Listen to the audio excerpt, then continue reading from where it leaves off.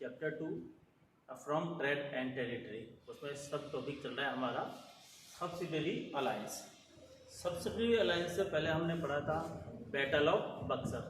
तो battle of Buxar के बाद में कंपनी ने अपने रूल को एक्सपेंशन करने के लिए कुछ प्रोजेक्ट लेकर आई, कुछ योजनाएं ऐसी बनाई जिनसे उन्होंने अपने रूल को एक्सपेंशन किया। उनमें subsidiary alliance, doctrine of lapse, ऐसी कई योजनाएं थी जिनमें सबसे पहले सब्सिडरी अलायंस थी। तो आज का हमारा टॉपिक है सब्सिडरी अलायंस। देखते हैं क्या थी। Richard Wellesley was the person who institutionalization the policy of subsidiary alliance। Richard Wellesley, ये है रिचर्ड वेलिस्ली, ठीक है ना। 1798 में रिचर्ड वेलिस्ली ने सब्सिडरी अलायंस को इंट्रोड्यूस करवाया। क्या था subsidiary alliance policy?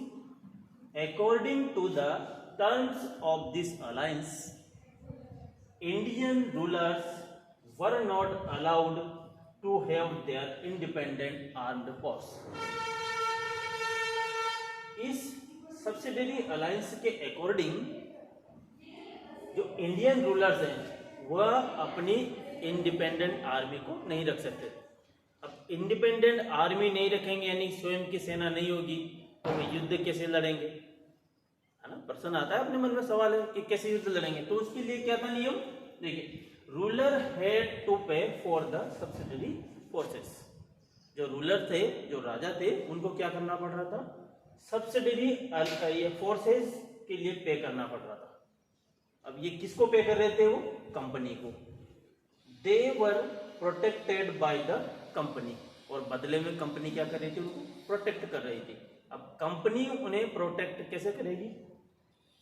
Company placed their army in kingdom.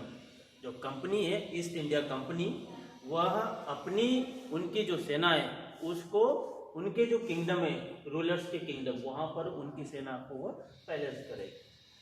अगर मान लो मन में आता है किसी राजा ने पेमेंट नहीं किया, तो जरूरी थोड़ा ना सब राजा पेमेंट करेंगे। हो सकता है कुछ रूलर्स ने वो पेमेंट नहीं करे, तो पे नहीं किया तो फिर क्या होगा? If the Indian rulers failed to make payment, then part of their territory was taken as penalty। Penalty के रूप में जो उनकी टेरिटरी है उसके पार्ट को जो ईस्ट इंडिया कंपनी वो क्या कर लेगी? टेक ओवर कर लेगी। अब टेक ओवर क्या पूरा ही करेगी क्या? टेरिटरी तो बहुत बड़ी होती है, नहीं। क्या था? Half territory. इसके एग्जाम्पल क्या है वो देखते हैं। Nawab of Awadh and Hyderabad was forced to give our half of his territory to the company in 1801। Example के रूप में हम देखते हैं कि जो अवध के नवाब थे शुजादौला, हमने पढ़ा था शुजादौला के बारे में, है ना, और हैदराबाद के जो नवाब थे उन्होंने सब्सिडरी अलायंस के अकॉर्डिंग पेमेंट नहीं किया। अब क्यों नहीं किया? क्योंकि कुछ प्रॉब्लम थी उनकी, तो इस वजह से वो पेमेंट नहीं कर पाए। तो फिर क्या हुआ? उनकी जो टेरिटरी है उसका हाफ कंपनी ने टेक ओवर कर लिया 1801 में।